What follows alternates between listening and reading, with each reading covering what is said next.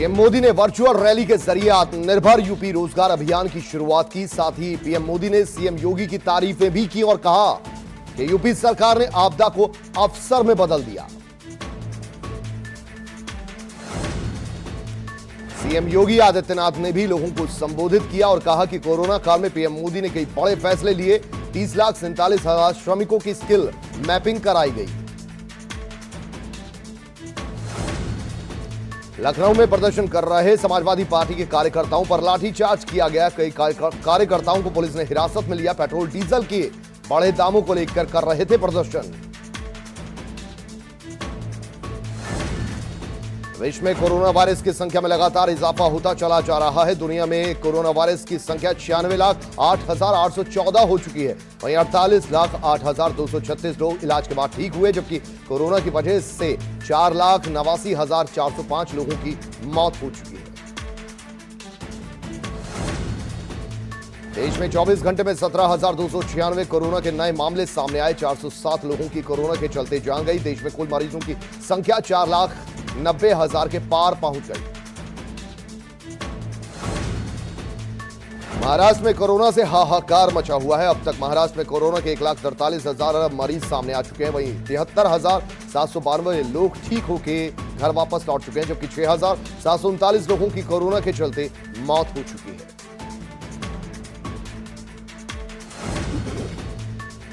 तमिलनाडु में भी कोरोना की रफ्तार तेजी से बढ़ रही है। तमिलनाडु में 17,977 कोरोना मरीजों की संख्या हो चुकी है। वहीं 39,999 लोग इलाज के बाद ठीक हो गए, जबकि 911 लोगों की मौत कोरोना की वजह से अब तक हो चुकी है। दिल्ली में हर दिन कोरोना अपनी रफ्तार तेज करता चला जा रहा है। अब तक दिल्ली में 17,390 लोग कोरोना से संक्रमित हैं, जबकि 41,437 लोग इलाज के बाद ठीक हो चुके हैं। वहीं 2,365 लोगों की कोरोना के चलते मौत हो चुकी है।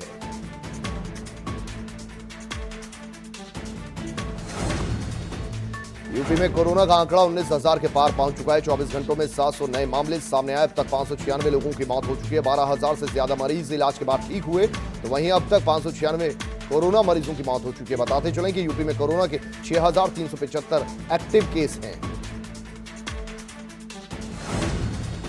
उधर उत्तराखंड में कोरोना मरीजों की संख्या 2,691 पहुंच गई। गुरुवार को 69 नए मरीज सामने आए। अब तक 36 मरीजों की कोरोना के चलते मौत हो चुकी है। उत्तराखंड में कोरोना के साथ अब डेंगू से लड़ने की चुनौती सामने खड़ी है। सभी 13 जिलों में डेंगू जांच केंद्र खोले गए हैं। शहरों में नालों गड्ढों की मरम्मत के साथ शहरी क्षेत्रों में फॉगिंग भी इसके भी आदेश दिए गए हैं। मुख्यमंत्री त्रिवेंद्र सिंह रावत ने कहा कि पतंजलि की तरफ से जो कोरोना की दवाई बनाई गई है, उसके ट्रायल के परिणाम अच्छे रहे हैं। साथ ही सीएम ने कहा कि दवा ट्रायल में खरी उतरी है। इस दवा से 3 दिनों में 69% और 1 सप्ताह में 100% मरीज ठीक हो गए। लेकिन इसके बावजूद भी सरकार के कुछ नियम कानून होते हैं, उन्हें पूरा करना पड़ता है। सरकार ने देहरादून के राजीव गांधी क्रिकेट स्टेडियम में कोविड केयर सेंटर बना दिया है। सीएम रावत ने क्वारंटीन सेंटर का दौरा भी किया। वहीं कांग्रेस प्रदेश अध्यक्ष प्रीतम सिंह ने चुटकी लेते हुए साफ कहा कि सीएम रावत को सभी क्वारंटीन सेंटर्स का इसी तरीके से दौरा करना चाहिए था, ताकि वहां भी व्यवस्थाएं अच्छी हो जाती। उधम सिंह नगर के सितारगंज में कोरोना पॉजिटिव मरीज सामने आए। सभी पॉजिटिव लोग प्रवासी हैं। ये सभी लोग दिल्ली और जयपुर से अपने घर वापस लौटे हैं, जिन्हें स्वास्थ्य विभाग ने सैंपल लेकर होम क्वारंटाइन कर दिया था। वहीं 9 लोगों की कोरोना रिपोर्ट पॉजिटिव आने से स्वास्थ्य विभाग अलर्ट में आ गया है। सभी संक्रमित मरीजों को आइसोलेट कर दिया गया है। देश में तेजी से बढ़ रहे कोरोना के मामलों के बीच भारतीय रेलवे ने 1 जुलाई से 12 अगस्त के बीच नियमित ट्रेनों के लिए बुक किए गए सभी टिकट्स को रद्द करने का फैसला किया है। रेलवे बोर्ड के अनुसार अगर किसी भी यात्री ने इस दौरान इन ट्रेनों में टिकट की बुकिंग की है तो 100% रिफंड मिलेगा। रेलवे के अनुसार इस दौरान सिर्फ स्पेशल ट्रेनें ही चलेंगी।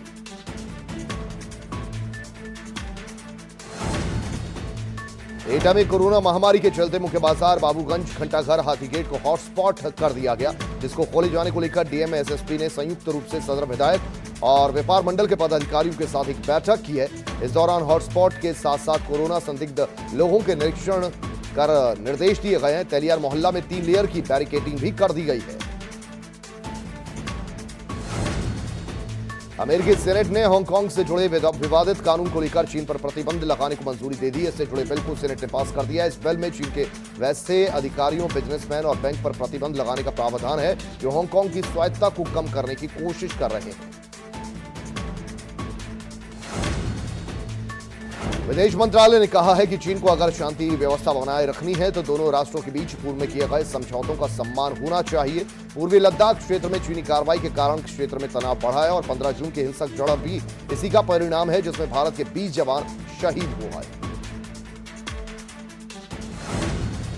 पाकिस्तान को फाइनेंशियल एक्शन टास्क फोर्स की ग्रे लिस्ट में बनाए रखने के फैसले पर विदेश मंत्रालय ने कहा कि पाक के लगातार ग्रे लिस्ट में बने रहने से हमारी यह स्थिति स्पष्ट हो जाती है कि पाक ने आतंक के वित्त पोषण को दूर करने के लिए ठोस कार्रवाई नहीं की है।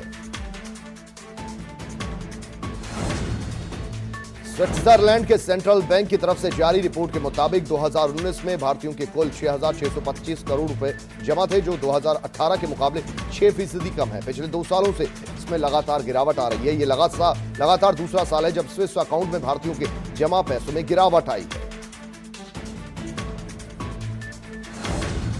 अंतर्राष्ट्रीय बाजार में कच्चे तेल की कीमतों में मामूली तेजी के बीच घरेलू बाजार में लगातार 20वें दिन भी डीजल पेट्रोल की कीमतों में इजाफा देखा गया।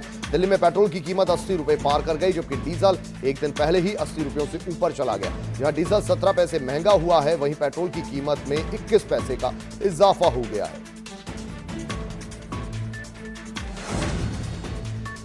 यूपी में मानसून सक्रिय हो चुका है। मौसम विभाग ने अलर्ट जारी करते हुए कहा है कि कई जिलों में तेज बारिश हो सकती है। इसे लेकर स्थानीय प्रशासन सहित सभी को अलर्ट रहने की जरूरत है।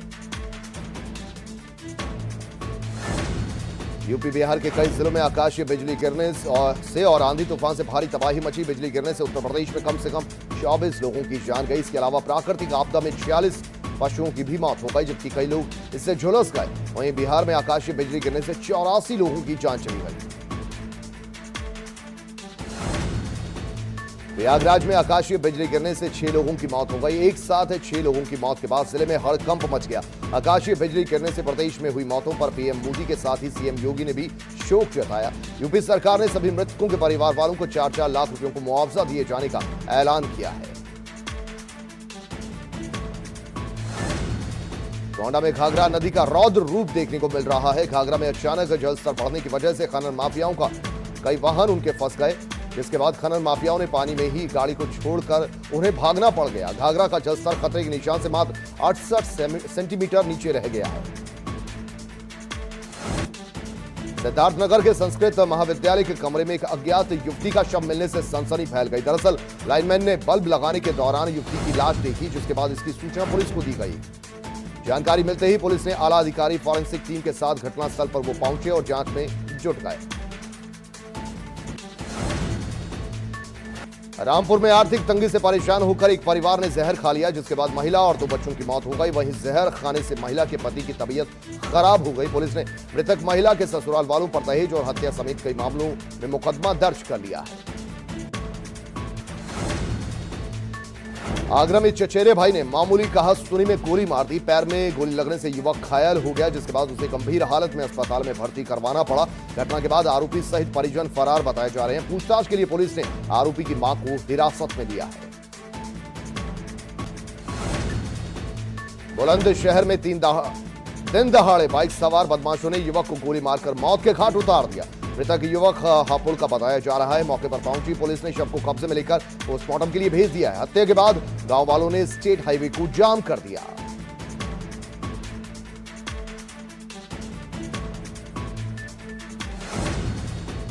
देहरादून के डोईवाला में टैंकर और टेंपो में भीषण टक्कर हो गई, जिसमें 4 लोगों की जान चली गई और 2 लोग इसमें गंभीर रूप से घायल हो गए। मरने वाले सभी लोग यूपी के बिजनौर के रहने वाले हैं। बेकरी में काम करने के लिए देहरादून जा रहे थे। वाराणसी में अनियंत्रित होकर तेज रफ्तार पिकअप पलट गई। मौके पर ही 3 लोगों की मौत हो गई, जबकि 5 लोग इसमें घायल हो गए। सभी घायलों को अस्पताल में भर्ती करवाया गया। बाराबंकी से वाराणसी पान लेकर लोग जा रहे थे। विकासनगर में स्कूटी सवार 2 युवतियां सड़क हादसे में गंभीर रूप से घायल हो गई। दरअसल दोनों युवतियां बोलेरो की चपेट में आ गई। हादसे में स्कूटी के परखच्चे उड़ गए। स्थानीय लोगों और पुलिस की मदद से दोनों युवतियों को अस्पताल पहुंचाया गया। वहीं मौके से बोलेरो चालक फरार हो गया, जिसकी तलाश फिलहाल पुलिस कर रही है। उधर कन्नौज में तेल के बढ़ते दाम को लेकर प्रदर्शन करने वाले 7 समाजवादी पार्टी नेताओं के खिलाफ मुकदमा दर्ज कर लिया गया। 188 महामारी एक्ट समेत कई धाराओं में यह मुकदमा दर्ज किया गया।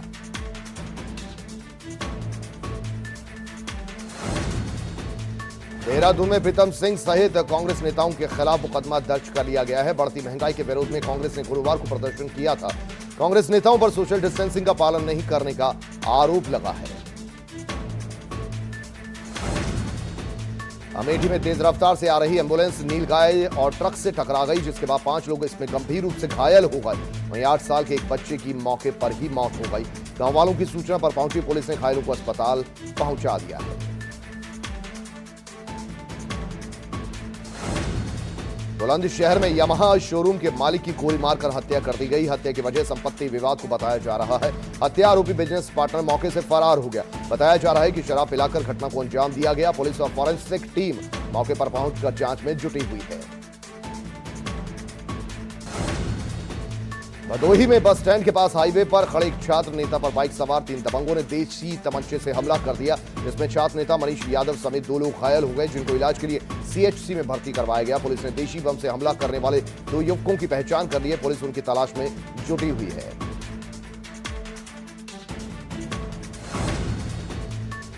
प्रयागराज में बेखौफ दबंगों ने 10वीं की छात्रा को अगवा कर उसके साथ गैंग रेप किया। रात भर दबंगों की चंगुल में रहने के बाद सुबह घर पहुंचने पर नाबालिग ने आप बीती परिजनों को सुनाई, जिसके बाद परिवार वालों की शिकायत पर पुलिस ने 3 लोगों के खिलाफ मुकदमा दर्ज कर एक आरोपी की गिरफ्तारी कर ली है, जबकि फरार 2 आरोपियों की तलाश अब भी जारी है, जिसके लिए पुलिस टीमें गठित कर दी गई है। बहराइच जिले के वन विभाग में तैनात एक रेंजर को कुछ लोगों ने अगवा कर लिया। किडनैपर रेंजर से पैसों की मांग कर रहे थे। रुपए न देने पर एक लड़की की हत्या के मामले में उन्हें फंसाने की धमकी दी जा रही थी। इसकी सूचना रेंजर की पत्नी ने पुलिस को दी। पुलिस ने अगवा किए गए रेंजर को बरामद कर 3 किडनैपरों को गिरफ्तार कर जेल भेज दिया है। बदायूं में शादी समारोह के बीच बाइक खड़ी करने को लेकर 10 दिन पहले हुए विवाद ने खूनी संघर्ष ले लिया। आरोपित पक्ष कार्रवाई न होने से दबंगई पर उतारू हो गया। एक बार फिर दोनों पक्ष जब आमने सामने हुए तो दोनों के बीच फायरिंग हो गई। घटना में एक युवक को गोली लग गई। उसको इलाज के लिए पुलिस ने कोई संसाधन मुहैया नहीं कराया। एटा में एक ही पैन कार्ड पर 2 जिलों में वेतन जारी होने पर एक शिक्षिका का वेतन रोक दिया गया। फर्जी शिक्षकों के मामले सामने आने के बाद एटा में सभी शिक्षकों के दस्तावेजों की जांच की जा रही है। यह मामला तब सामने आया जब कुंवरवाल प्राथमिक विद्यालय में तैनात एक शिक्षिका के एक ही पैन कार्ड पर एटा और औरैया जिले में वेतन जारी हो रहा है। यूपी सरकार ने मैन पावर का सभी काम जेम पोर्टल के बिड से किए जाने के आदेश जारी किए। साथ ही इसे लेकर अपर मुख्य सचिव ने निर्देश दिया है कि मैन पावर का सभी काम जेम पोर्टल के बिड से किया जाएगा। यूपी सरकार के आदेश के बाद निजी और सरकारी अस्पतालों के ओपीडी खोलने के आदेश दे दिए गए हैं। उसके बाद प्रदेश के सभी जिलों में अस्पतालों के ओपीडीज में काम शुरू हो गया है। लेकिन बुलंदशहर जिला हॉस्पिटल में डॉक्टर तो बैठे हुए हैं, लेकिन मरीज नदारद है। यहाँ के जिला अस्पताल में 20% ही मरीज पहुंच रहे हैं। त्रिवेंद्र सिंह रावत ने परिवहन निगम की व्यवस्थाओं को मजबूत करने के लिए 15 करोड़ रुपयों की मंजूरी दी है। इसके अलावा गढ़वाल और कुमाऊं मंडल विकास निगम के लिए भी मुख्यमंत्री ने 2-2 करोड़ की धनराशि की मंजूरी दी है। टिहरी में पशुपालन राज्य मंत्री रेखा आर्य ने पशु अस्पताल में छापेमारी की। लगातार पशु अस्पताल की शिकायतें मिल रही थी। छापेमारी के दौरान लापरवाह अधिकारियों पर एफआईआर करने का भी निर्देश दिया गया।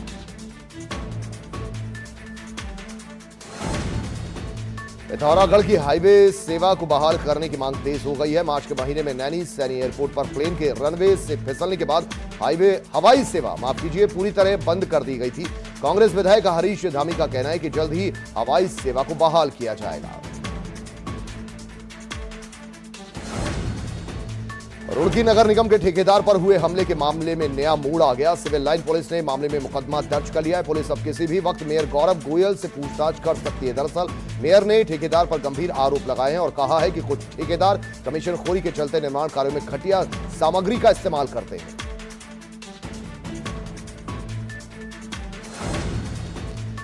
उत्तराखंड परिवर्तन पार्टी ने चीन से सभी तरह के व्यापारिक और राजनीतिक रिश्ते तोड़ने की मांग की है। पीसी तिवारी ने कहा है कि लोग काफी समय से चीनी सामान के बहिष्कार को लेकर अभियान चला रहे हैं, लेकिन सरकार की गलत नीतियों के कारण भारतीय बाजार चीनी सामानों से पटे पड़े हैं। काशीपुर के एलडी भट्ट सरकारी अस्पताल का कायाकल्प बदलने के लिए नैनी ग्रुप ऑफ इंडस्ट्रीज ने सीएसआर योजना के तहत तैयारी शुरू कर दी है। पहले चरण में अस्पताल के महिला पुरुष के 4 वार्डों को आधुनिक रूप दिया जा रहा है। इन वार्ड्स को एयर कंडीशन बनाया जाएगा। इसके बाद अन्य परिसरों का कायाकल्प किया जाएगा। रुड़की के सिविल लाइन कोतवाली का मुआयना करने पहुंचे सीओ चंदन सिंह बिष्ट के सामने 2 दारोगा पिस्टल खोलने में पूरी तरह से नाकाम साबित हुए। इतना ही नहीं, सीओ चंदन सिंह बिष्ट उस समय हैरत में पड़ गए जब एक दारोगा से काफी देर तक पिस्टल ही नहीं खुली, जिसके बाद सीओ ने 2 दारोगाओं को स्पष्टीकरण देकर जवाब तलब किया है।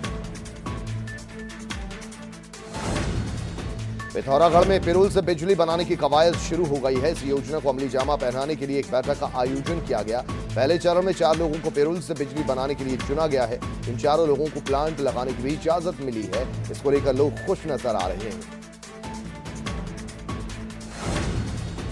पिथौरागढ़ के धारचूला में भारत नेपाल को जोड़ने वाला अंतर्राष्ट्रीय झूला पुल एक बार फिर से खोला गया। दरअसल बीते दिनों धारचूला का एक परिवार रिश्तेदार की मौत होने पर नेपाल गया था, जिसकी वापसी के लिए ये पुल खोला गया। साथ ही भारत में परीक्षाएं दे रहे नेपाली छात्रों को भी वापस नेपाल भेजा गया है। भारत के 41 लोग नेपाल से वापस आए, जबकि भारत से 59 लोग नेपाल भेजे गए।